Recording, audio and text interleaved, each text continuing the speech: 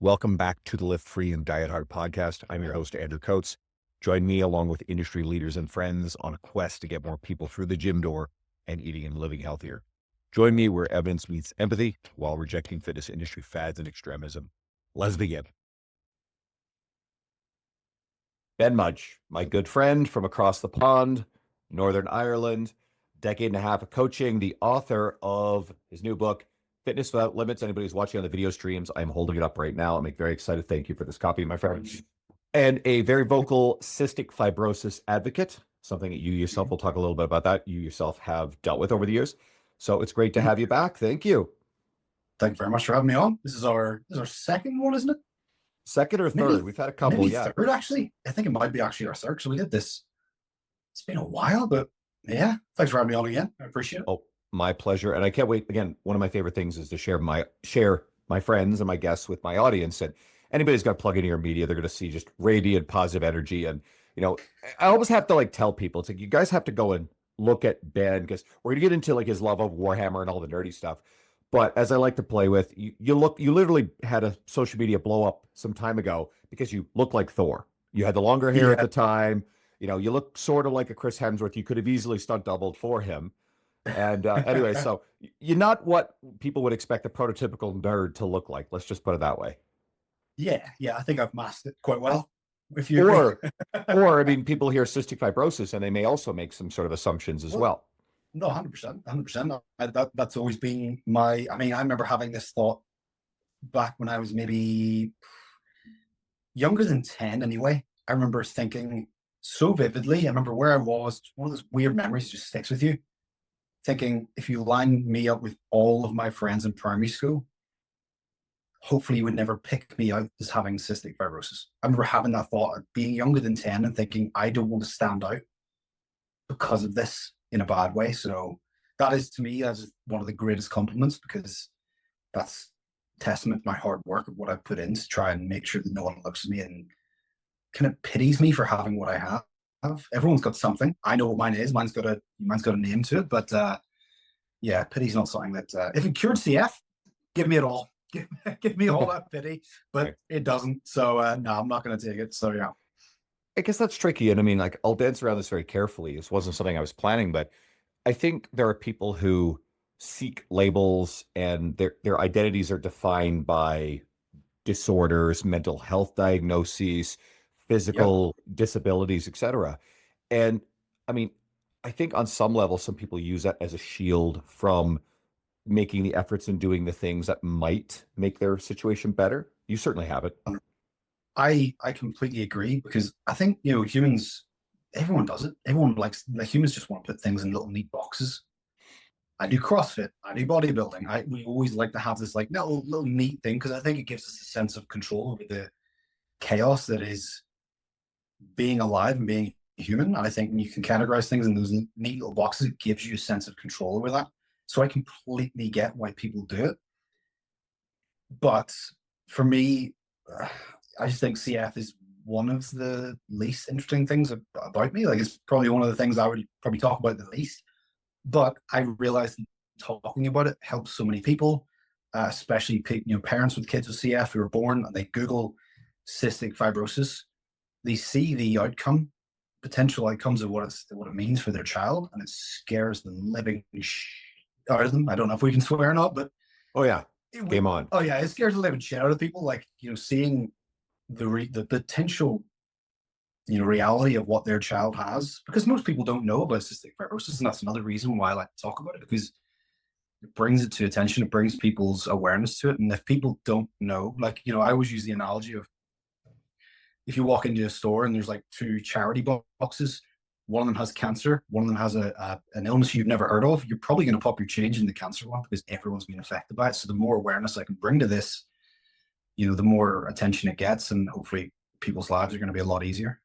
We saw that with the, several years ago, the Ice Bucket Challenge over ALS, right? Exactly. Very, very rare disorder, although very devastating one. And it just hyper surged awareness to the point where they raised a lot of money. This episode is brought to you by Renaissance Periodization and the RP Hypertrophy app. RP is the industry leader in muscle building, coaching, and education. This app is like having a coach in your pocket. It gives you everything you need, including training programs, form videos. It gives you all your sets, reps, and weights, so you just show up and follow the plan. It adjusts each week based off your progress. And the app was created by Dr. Mike Israetel, Nick Shaw, and the team at RP, who I've known for many years. And the entire team are incredible people who've always been supportive and generous with me, so I know their character and are easy to endorse. My library contains several RP books, and I've used RP training principles in my workouts and coaching with my clients for many years, long before the explosion in popularity of their YouTube channel, which is worth checking out. RP is the first sponsor I felt remotely comfortable endorsing after over 7 years of podcasting. And if hiring a one-on-one coach isn't for you, using the RP Hypertrophy app is the next best thing to maximize your gains and take the guesswork out of your program. And there's a 30-day money-back guarantee, so you can try it risk-free. If you don't like it, they'll give you your money back. And I've also got a serious discount for you of up to $50 US. Go to rpstrength.com/coats and use the code COATSRP, or go to the link below in the show notes, and that's rpstrength.com/coats. Use the code COATSRP. So early in your book, you actually mentioned how, your mom was something said to your mom about when you were born, you having cystic fibrosis, and it was, it was sort of an awful, sentence, like a life sentence, the way that was described. So that's what you're alluding to. I want to grab a quote from the book as well. So you said, you talked about how at 20 you had a chest infection that caused serious issues, but you said, quote, "I made a pact with myself. I will do absolutely everything I can to get healthy again and stay that way." Again, in the context of cystic fibrosis. So do you want to take that and run with it? Yeah, so that was my first real previous to that, the only hospitalizations I'd had regarding CF were bowel obstructions. So I'd had 2 bowel obstructions when I was late, around kind of 10 or 12. They were, that's where I learned what the word writhing means, because I was writhing in pain. That's how my mum described it to the nurses and doctors when they came in. And I remember so vividly being in the hospital bed. Again, I've got a fantastic memory for these things that are so traumatic, but I remember driving my heels into the bed to try to alleviate the pain that I was in because of my stomach. So up until that point, CF had only affected my digestion, which, again, cystic fibrosis, to kind of give people a really quick overview of what it is, it affects the mucus within your body. So someone like yourself without CF, the mucus in your body, which basically makes everything function correctly, like the oil of a car, imagine you had like a glass of water and you swirl that glass around, the water moves freely. Swap that out for someone with cystic fibrosis with like PVA glue. It doesn't move. It makes everything much more difficult, including digestion. So that's why I had a lot of issues growing up. That mucus is also a fantastic breeding ground for bacteria. And for example, whenever I got that chest infection, the worry was that the infection, the bug, would get into the bacterium or the mucus in my chest, and then it permanently destroys that lung tissue. And that's essentially how people with cystic fibrosis pass away, because they get infection after infection, they lose more and more of their lung capacity to the point where a lung transplant is required. And this was my first experience losing quite literally my breath. My parents lived they still do, they live in an old Victorian house. There's 1, 2, 3, 4 flights of stairs to get to my room. And for some reason, my brother, my dad, all of us, for some reason, held our breath when we run up the stairs. It's a weird thing we all did. But one day I got up to the flight at the very top when I was 20, and I tried to breathe, and I was like, whew, that was weird. My head went quite light. I was like, whatever. Went to train with my friends, felt like I was just exhausted. Could not get a breath. Just felt like the only way I can describe it is, imagine going to take a big deep breath. So if you're listening to the podcast right now, take a big deep breath in through your nose, and then just when you're getting as much as you want in, imagine just someone just clamping your lungs closed.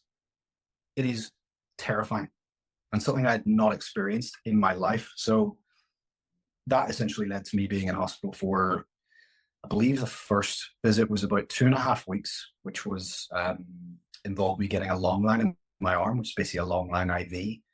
That was a faff in itself, getting that thing in. Nearly passed out when they put that in. 2 weeks of IVs, up at 6 o'clock in the morning, pushing these antibiotics into my port.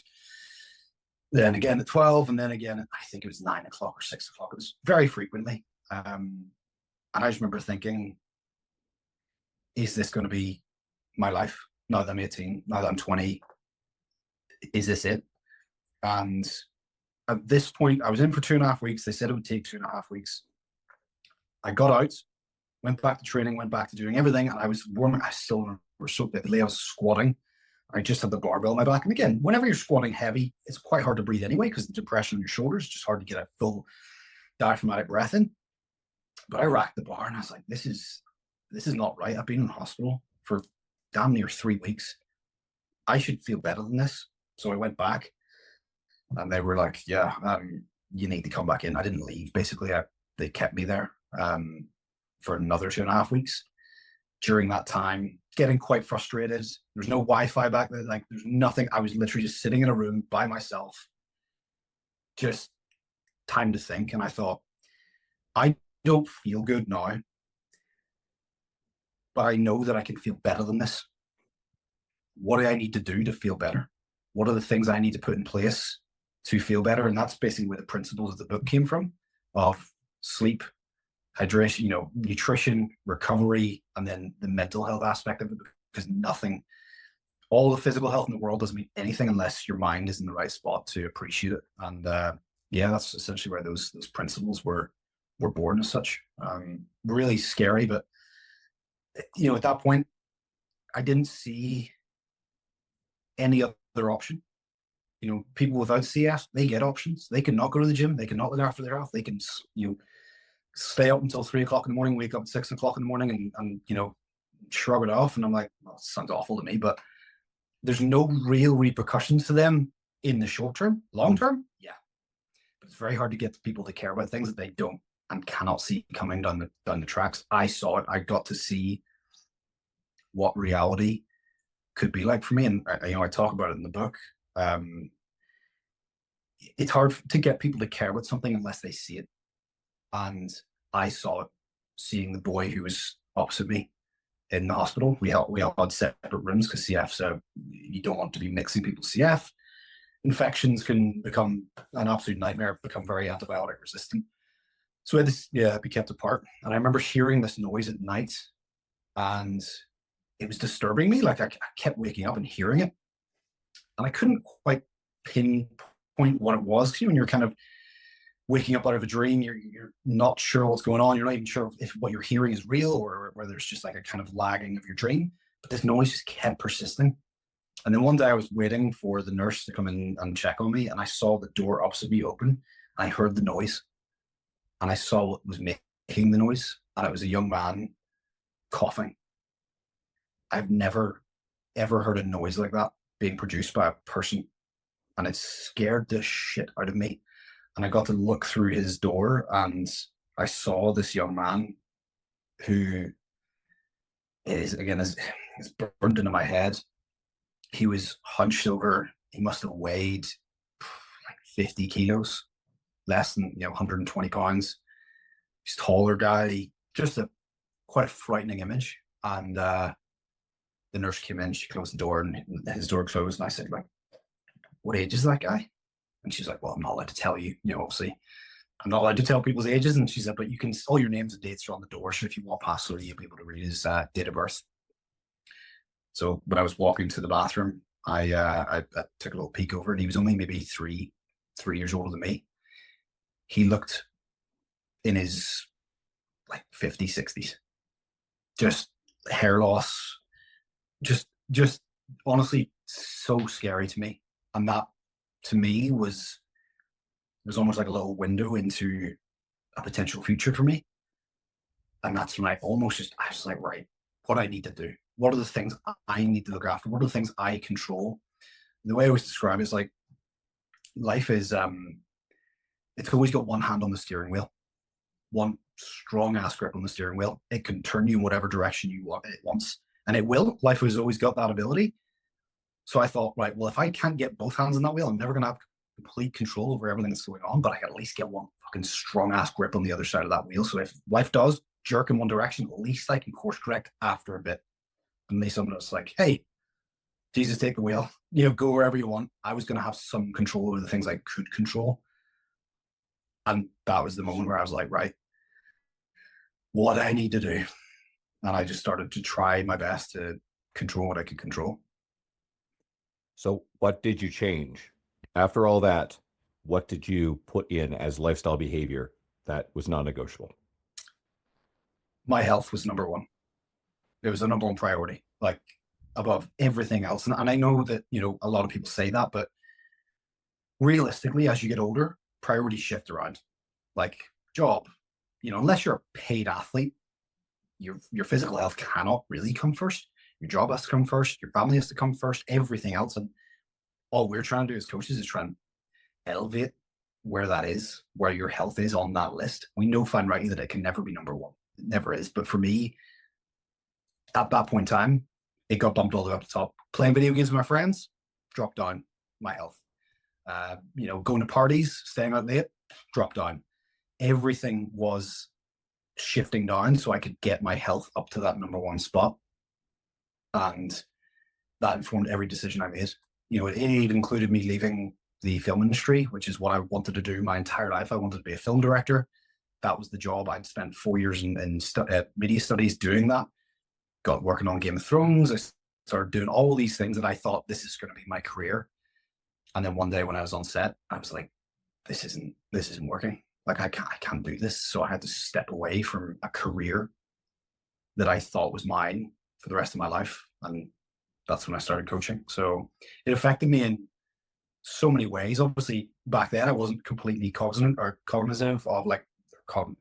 I wasn't fully aware of all the things it was affecting me in, but damn, it was, looking back with hindsight, it affected so many of my decisions. As I said, even like the simple things of not going to parties, not going out late, not drinking, all those things. Just now, that doesn't mean I don't stay up late and I didn't have the odd drink, but nothing compared to people of my age at that time, because it just wasn't worth it to me. I want to be here for as long as I can and in the best condition I can be. Life is unbelievably precious, and I want to be able to capitalize and make the most of it while I'm here. You have a greater sense of urgency than the average person, but do you still think that the same thing applies for people who are not dealing with, CF specifically, or maybe something else that's a bit more, sort of look for degenerative or debilitating or urgent? Yeah. I mean, I would be ignorant to say it should, because again, as I said, I know my situation. That's all I can speak to. I did what was required of me, that I thought was required of me. Thankfully, some people don't have to worry about things like that, but I hope that message or whatever it is that people get from me is just that they just get that moment of like appreciation for what they've got, because it's so easy to forget what you've got in place of thinking about what you would want. And I think that the greatest thing it's given me is just appreciation for simple things. Being able to breathe. Like, it's funny that whenever you've got a cold, you've got a blocked up nostril, you never think how good it is to breathe through both nostrils until you've got a blocked up nose. So right now, if you haven't got a blocked up nose, breathe deeper. Yeah, because you don't appreciate it, because it's there right now. But when it's gone, you're like, okay. And I hope that is the small impact I have on people. So yeah, I think that a greater sense of urgency is right, but I don't expect everyone to have that, because no one else is me. But I hope that people do appreciate what they've got and make the decisions that can maybe enrich their lives. And that would be my ultimate goal, I think. I have a post and I push this button a little harder sometimes. And the thought is, I want to see every person who is quote able-bodied, who has the ability to do more to quote reduce their risk of requiring medical resources, right? Long-term for preventable lifestyle disease, because there are a lot of people who have things that totally beyond their control that they will need medical resources, and medical resources are limited. It's something we deal with in pretty much every country in the world. And, especially for the type of people who make bold claims about, having empathy for other people. It's like one of the best ways you can have empathy for other people is to reduce the risk of you taking a spot from them for these important resources. And the funny thing is said that, and I got one of these like extremist nightmares who likes to, has been sort of poking at me and harassing me for years, and was like, came in and was stomping her feet and like saying this is problematic, and then put up a post, saying why this stuff was problematic. And like, I don't mess with extremists like that. You know, sorry, like if you just need to distort messaging to your own extremist ends, but I think fundamentally, and it's not meant to be a shame narrative, but it's to, if you actually care about other people the way that you claim that you do, this is one of the absolute best ways you can do it. There's no guarantees. You may still need those sometime down the road, but I really believe that you can do a lot more to create space for people who will need it. Yeah, 100%. And as you said, like life, I mean, it goes back to that. Life has a fantastic way of just turning whatever way it wants. That fits that analogy perfectly. Like, at least have a bit of control over it. At least grip that as strong as you can. That if it does turn, you can go, all right, cool, okay, we're over here, but eventually I'm going to be able to get it back in the middle, so you don't take up. Whereas if people, so people who just hand up off the rail, let life do whatever they want. Yeah, those are the people who are taking the spots up from people like myself, and I can say that because it is. I require medication to keep me in this health. I'm not ignorant saying like, oh, fitness has solved everything. No, of course it hasn't, but it fucking helps. Like, of course, like it's ridiculous to think otherwise. So how does fitness, because again, cystic fibrosis is a bit niche. However, there may be people listening who go, hey, I have a cousin or a client or someone in my world who has this, and then they're going to want to share this. So what are the specific things that exercise nutrition can do that actually helps slow the progression, reduce the complications due to CF? Everything that it does for a normal human is the easiest way I can answer that. I don't think anyone has been I don't think anyone's health has gotten worse by being stronger or fitter or healthier or in a better mental state. What training has done for me goes way beyond the physical benefits. It allows me to see myself as someone who isn't weak, because growing up, I had an older brother and a younger sister, neither of which had cystic fibrosis. So I grew up thinking, now again, my parents did an amazing job, and I always give my parents a shout out for this, because as you get older, you realize your parents are they're making shit up. They're just making shit up. There's no parent, there's no guide that goes, okay, if your child has CF, you say this to them, you say this to them. No, it doesn't exist. So I always give my parents the appreciation that they deserve, because they did their best to make sure that I didn't feel anything different to my brother and sister or any of my friends, but I did. It was impossible. Like I was taking medicine. I was taking nebulizers every day. I was taking tablets that none of my friends had to take. My brother and sister didn't have to take. My mom was taking me to hospital appointments every 3 months. Like, there's no way that I could not have seen myself different to them, which as a kid, you see that difference as a negative thing. You think when you're growing up, you want to fit in. Everything about being a child is fit in, because we know what happens to people who are on the outside. They get bullied. They get ostracized, and it happened to me naturally. It allowed me to see that my CF wasn't a weakness, that there was nothing wrong with me. That is one of the things that doing what I do has helped me with, because no one looks at me and goes, oh, poor Ben, he looks so sick. Hopefully it's like, oh, he looks sick, not like pretty sick. Do you know what I mean? But it's hopefully anyway. But the benefits that it's had to my life go way beyond just the physical. But the physical from CF, like, so people always ask me like, oh, what's it like having CF? And I'm like, well, what's it like having a brother or sister? And they say, oh, I don't have a brother or sister. I'm like, I don't know like what it's like to not have it. My entire life I've had it. If you want to take it off me for a year or so, I'll get right back to you and tell you what it's like. But I don't know. So this is just my reality. These are the cards that I was dealt, and I just have to go, okay, well, what's the best hand I can make from this? And I work hard to make sure that I've got the best hand possible. So to kind of go back to your answer or your question there, that mentally so much better. Like I don't feel weak. I don't feel like a sick person. It's described as a disability or an illness, and I even feel strange calling it that, But I just want to point out right now that this is my experience with CF, and that's all I can speak to. CF is a genetic illness. It affects people in so many ways. Some people have it. In fact, I actually did a podcast recently with someone who's my age. Kaylee, her name was. And that reminded me even more so of why it's important for me to say this type of stuff, because she said to me while we were doing that podcast, there was a point in her life where she was so scared to fall asleep because she wasn't sure if she would wake up, that she couldn't sleep, or she got her husband to sit and watch her sleep. Even saying that, just when she said it, it just immediately it hit me so hard, because I never want to be someone who downplays what this illness is. This illness kills people every day. It affects people in so many ways. But as I've said, I can only speak to what I know. That's my reality. I don't know what it's like to feel like that, like Kaylee, thankfully. But it is an illness that it's a scary illness. And as I said, one of the many benefits for me for doing what I've done is that it's so easy to sit and think about those things, to just have those thoughts are just rolling around in your head. But because I'm taking action, I'm working on these things. I was thinking action is one of the best things you can do to stop those voices in your head. You can speak this perfect, oh, I'm going to do this, I'm going to do this, I'm going to do this. I'm like, cool. Do it though. Don't talk about it. Go and do it. Like, action beats words every single time, or imperfect actions beat perfect intentions every single time in my book. And that's all I've done.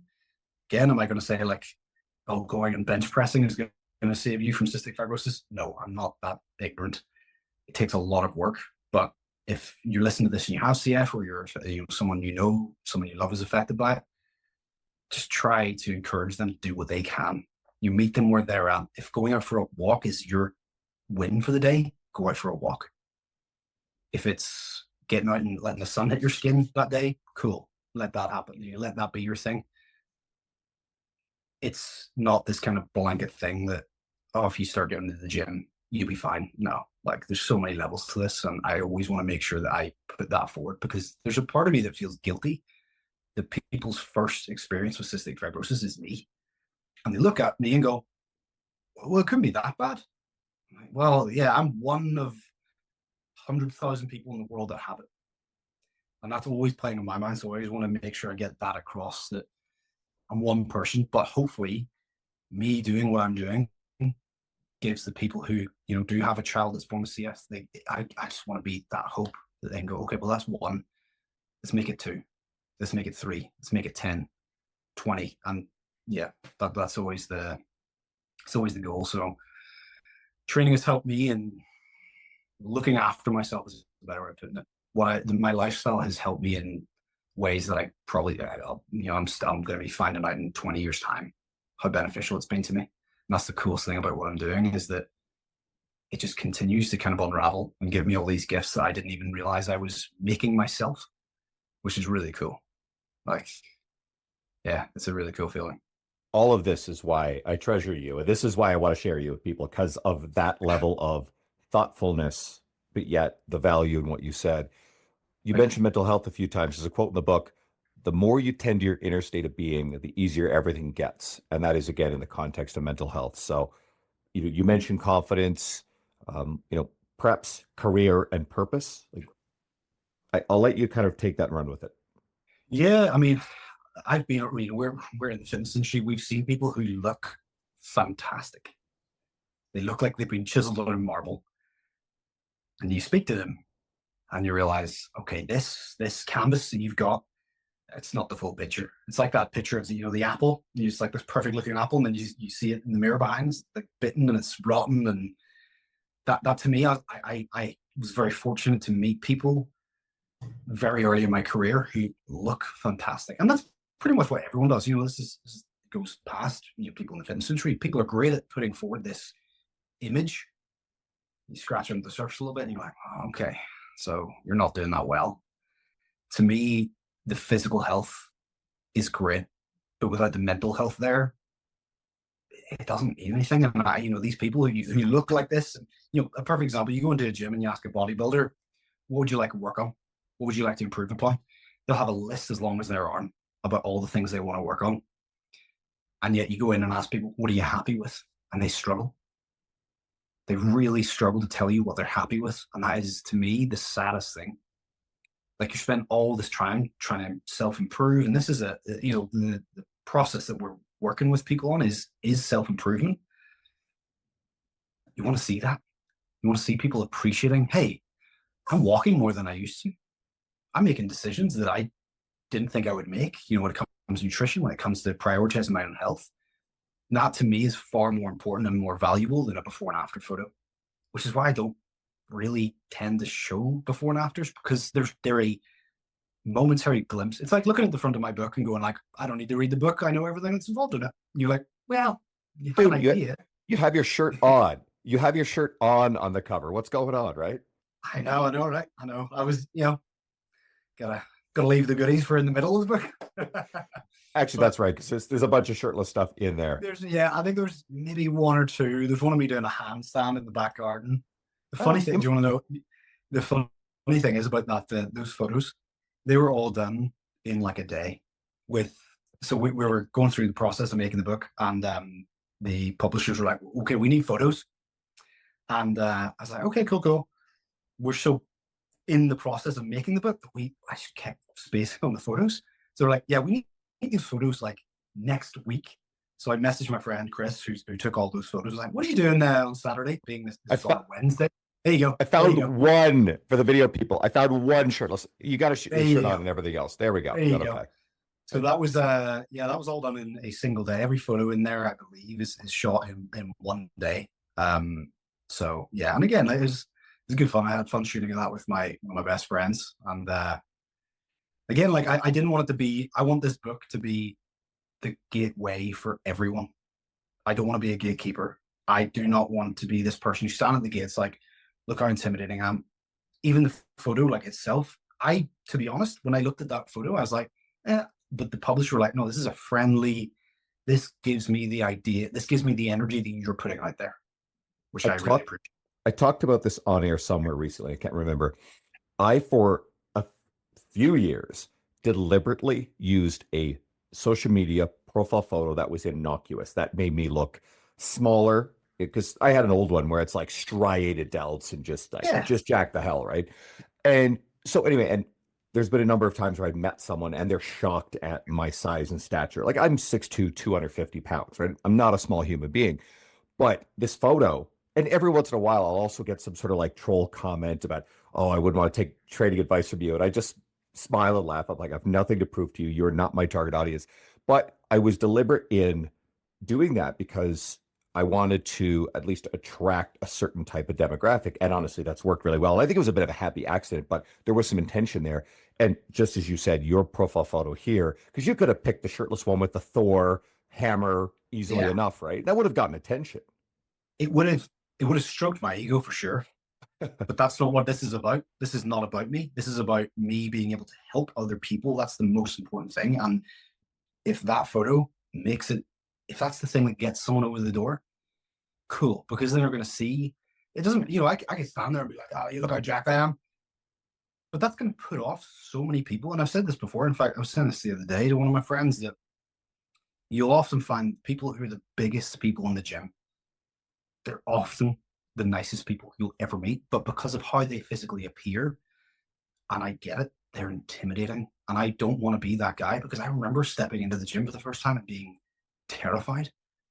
I want to be the guy that people are happy to go and chat to. I want to be someone who's openly trying to engage conversations, because we both know that a 5-minute conversation with someone, if you know what you're talking about as a coach, which I do, I've been doing this for a while, the impact that 5-minute conversation could have on someone is so profound. And I think that the more chances you get to have those conversations by how you present yourself, photos like that, do that.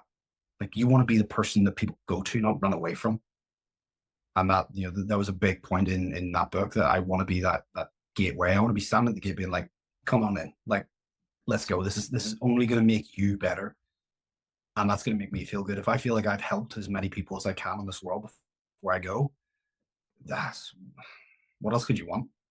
And you said something, and as I'm reading the book, I realized, like, okay, this book is not theoretically written for someone like me who's been coaching this long, but it is the book for the person who's stepping into this. It covers the basics really well. So anybody listening, and there's a lot of coaches who listen, experienced coaches, it's worthwhile to have in your arsenal, because it's a great gift. It's a great thing to give someone who is just starting out. It is absolutely the entryway to this world. And more as friends and peers in the industry are writing books, Jordan Site and Mike Vacanti's Eat It is an incredible treatment for the person just stepping into nutrition, or Adam Bornstein's You Can't Screw This Up, or Ben Carpenter's, he's got two now, Fat Loss Habits. And these books are, I mean, coaches can learn from them. There's no doubt about that. But Yeah.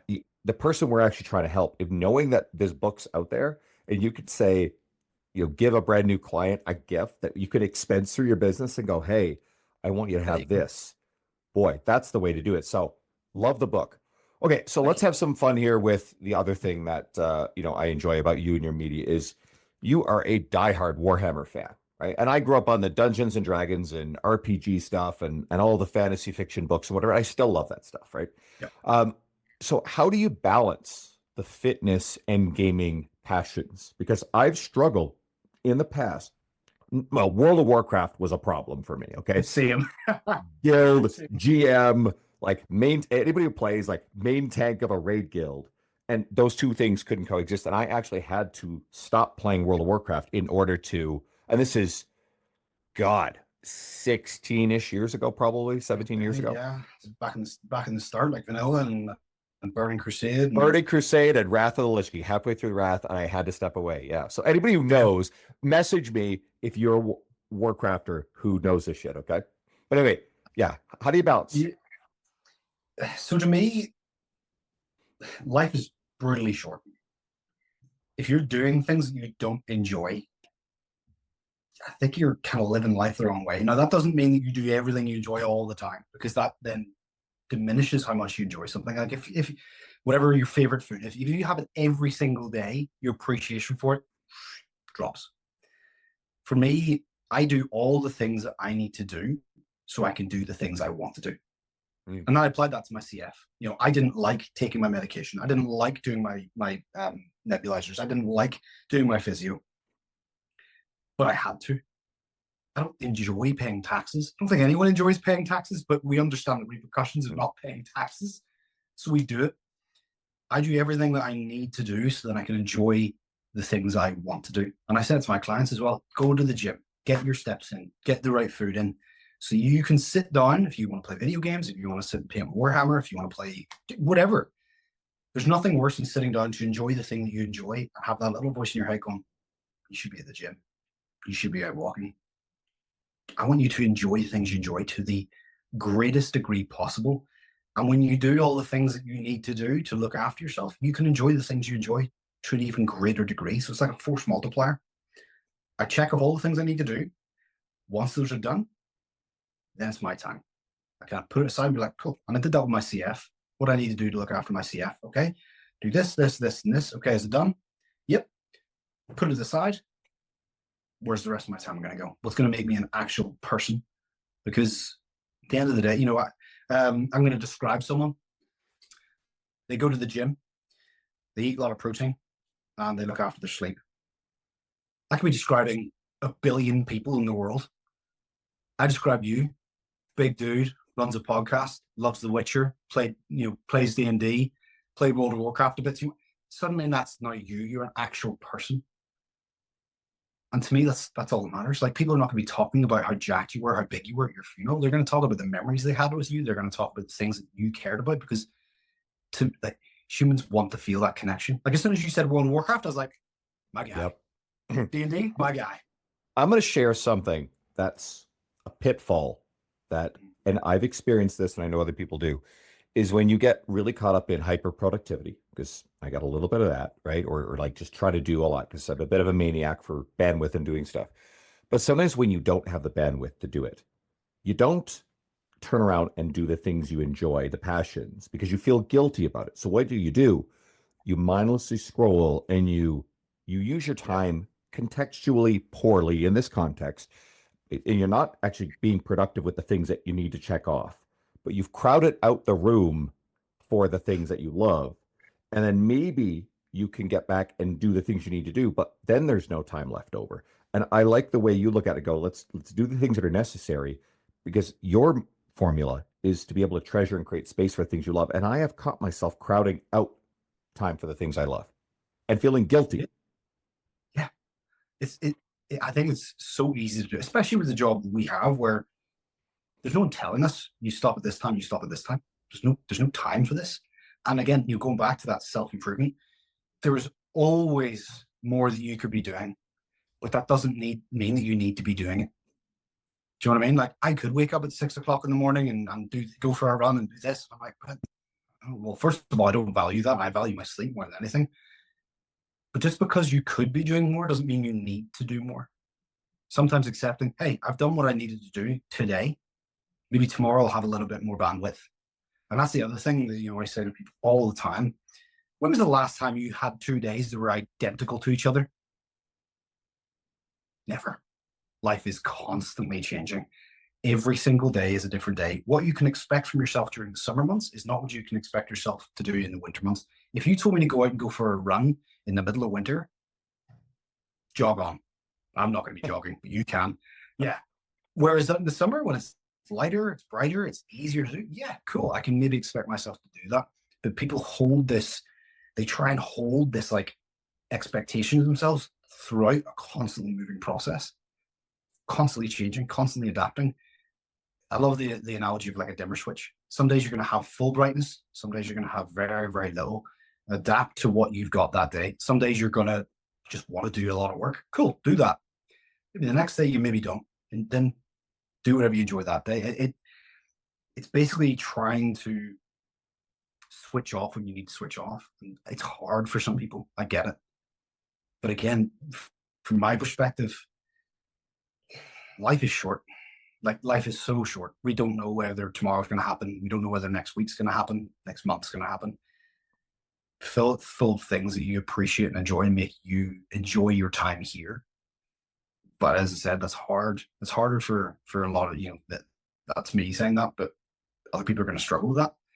And yeah, it's a difficult one. How much time consuming playing Warhammer is spent painting Warhammer figures, and how much is actually playing the game? Oh, dude, it's like 95 painting, 5% playing, if that. It's probably actually, for me, I mean, I do paint a lot. For me, the reason why I like painting is because, just like we were saying, our brains are constantly going. There's always, I should do this, or I should do this, or I should be doing this, or I should be doing that. When I'm painting, I'm focused on the process. I'm enjoying the process. I can see this thing. It's almost like kind of bodybuilding. It's art. Bodybuilding to me is art. Zen and the art of Warhammer painting. There you go. There you go. There's the next book. Right. But yeah, like the process for me is so cathartic. It's so rewarding. And the thing that I love the most, and this is why I realized that why I love Warhammer and I like lifting weights, is because when I started lifting weights, I was a stick. Like, I was so small and I was not great at it, but I stuck at it and I kept getting better and better and better. I could see more muscle tissue. It wasn't a single worker that got me here either. Like, I didn't just paint one model and be like, cool, I'm better at this. It took thousands of brush strokes, thousands of reps. It's that process that I enjoy so much, of seeing myself improving. In fact, I still have my very first model from when I was 8 years old sitting in my other room beside one of the best models I've painted, because to me it's so cool seeing where I've come from to where I am today, but knowing that I enjoyed that entire process. So to me, it's like, it's so cool to see that growth. And yeah, it's a hobby that I just love it. I love it so much. It's the best thing for me. And I just love hearing the pure joy that you express. So here's another line of questioning is, at what point in life, and maybe social media, and they may be two different points, did you feel safe sharing with the world? I hid my enjoyment of Dungeons and Dragons from anybody I went to school with or university with, and there was no social media back then. But that was my secret to me. Yeah, right. I people close. Yeah, I think, well, they say that the brain doesn't fully develop until we're like 25, right? Frontal part of the brain doesn't fully develop until that point. And I thought, again, like I said earlier, we just want to feel part of the team, like part of the community, and fit in with everyone else. To me, I think you just naturally get to that point. Most people, listen, a lot of people get older but don't grow up. But I think I just got to the point where I was like, who am I actually, put names to the people who I'm worried about seeing this. I couldn't name a single person. Literally couldn't name a single person. I thought if I post this, they're going to be like, what a nerd. And even if they did I give a shit? Am I going to let my enjoyment of this thing that I have loved since I was 8 years old be affected by some douchebag? No. Like, if you've got an issue with me, or you've got an issue with what I'm doing, give me a call. Don't have my number? It means nothing to me. Do you know what I mean? Like, I love that quote. Like, if you got an issue with me, call me. If you don't have my number, you don't know me well enough. Like, to me, yeah. This is full circle, did the muscles, which is obviously a superficial aspect of confidence, but the self-assuredness of fitness help with the comfort of sharing other sides? Yeah, 100%. But again, that's another thing that I, saying earlier, like these things that you do that you don't know the kind of full outcome of. That was one of those things because, again, like you said, like I'm not the typical looking nerd. Like, what is the typical looking nerd? Is it the guy on, Henry Cavill? I mean, here's the thing. Yeah, exactly. If Henry Cavill existed in the fitness industry, you are Henry Cavill in this context. Dude, that's like the greatest compliment you could give me. That is, I mean, I'll happily take it. I do, yeah. Again, like things like that. People like him coming out and be like, "Hey, look, Superman likes this," and it, as you know, with The Witcher, like he was nerding out so hard on set that he was annoying people. And like, he was so perfect. I feel so bad for poor Liam Hemsworth because there's no way you can carry that torch. It's like halfway through the X-Men movies, Hugh Jackman decides to leave and they decide that, I mean, like, okay, they decide Robert Downey Jr. is going to be Wolverine, right? Great Iron Man. Yeah. He's not Wolverine. He's not Wolverine. Yeah, it's difficult. But yeah, no, like, as you said, the confidence to come out and talk about what I enjoyed just came from, I said, the confidence that I got from, hey, like, name someone who you actually who's going to have an issue with this. I literally couldn't think of a single person was like that would think negatively about me for doing this. So I think a lot of people, we talk about fear is one of those things. It's like it doesn't exist. Like this worrying is what is I love this phrase. It was worrying is one of the greatest wastes of our imagination, which I love. I absolutely love that because it's true. Like you're worrying about something that doesn't really exist. I was worrying about talking about this thing that I love, even though no one actually gave a shit.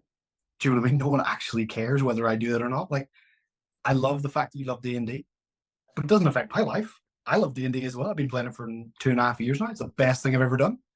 But yeah, we worry about all these things. And then when you actually sit and put logical thought to it, rather than emotion, we love to say that we're these logical-based beings. We're not. We're emotional-based beings. But when you can apply a little bit of logic to those emotions and go, hey, what's the issue here? What am I worrying about?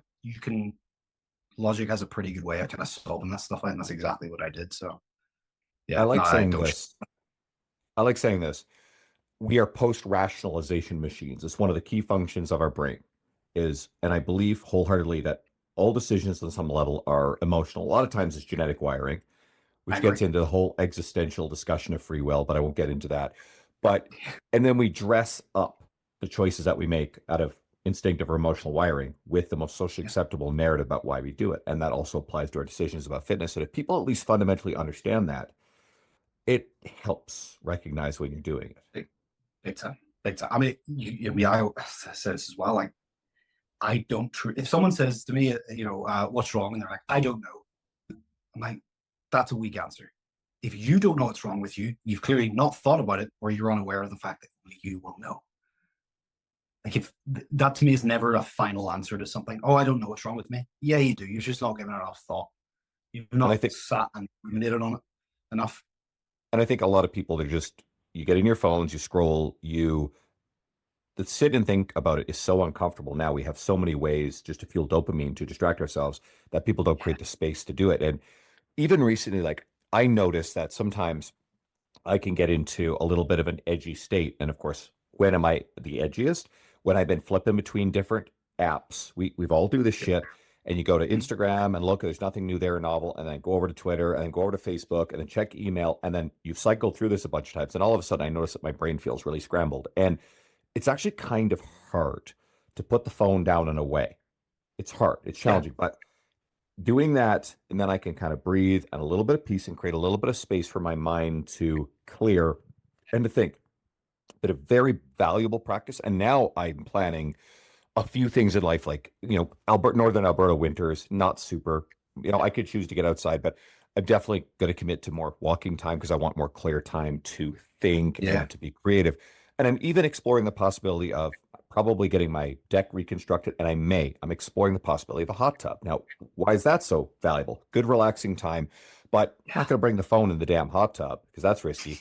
So these are just ways to improve quality of life, unwind, not be distractible, create space for that. And that can take many forms, but I think one of the keys is just to simply to, get the phone. And then sometimes it's just putting the phone in the other room for the night and then having a couple hours and maybe it's reading a book or something, just being around people.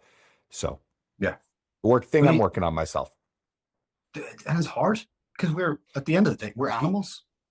Like that's what we are. We like to pretend that we're not, but we are. We know like dopamine is something that our brain has it for a reason. Is designed, is hardwired into us, but now we have this just abundance of it and we can get it so handily and so easily. Like humans have this amazing ability to make things easier for ourselves, sometimes to our detriment. I mean, when was the last time you went into a store and actually physically pushed the door open to go into a store? Not as often. I have a weird thing. I don't like touching metal door handles. I've been awful about this for years, long before 2020 and all the chaos there. I love these little, like, you wave over it. It's like the handicap door opener. It just opens. I love that. That's magic. Yeah. But to your point about the store, I like going in and walking around grocery stores. It's not something I ever want to stop doing. There's something, it reminds me of time with my grandma when I was a kid. And that's a very fond memory. Yeah. Like that's a side quest. We make things so easy for ourselves to our detriment, because at the end of the day, we are still these energy conservative beings. Like you look at kids run around like a puppy, a kid, a kitten, they run, you can tell it's a puppy, you can tell it's a kid, you can tell it's a kitten, because the way they move is not energy conservative at all. They've not gotten to the point where like, hey, I probably need to reserve some of this energy to deal with stuff later on. But as you get older, you start going, does it make sense to sprint to my car that's 5 meters away? Probably not. The kid doesn't even think about it. My friend was running with his kid and she literally just laps from my dog's bed to our kitchen, just back and forth. And I was like, what is she doing? It's so funny when you look at it, but at the end of the day, we're energy conservative beings.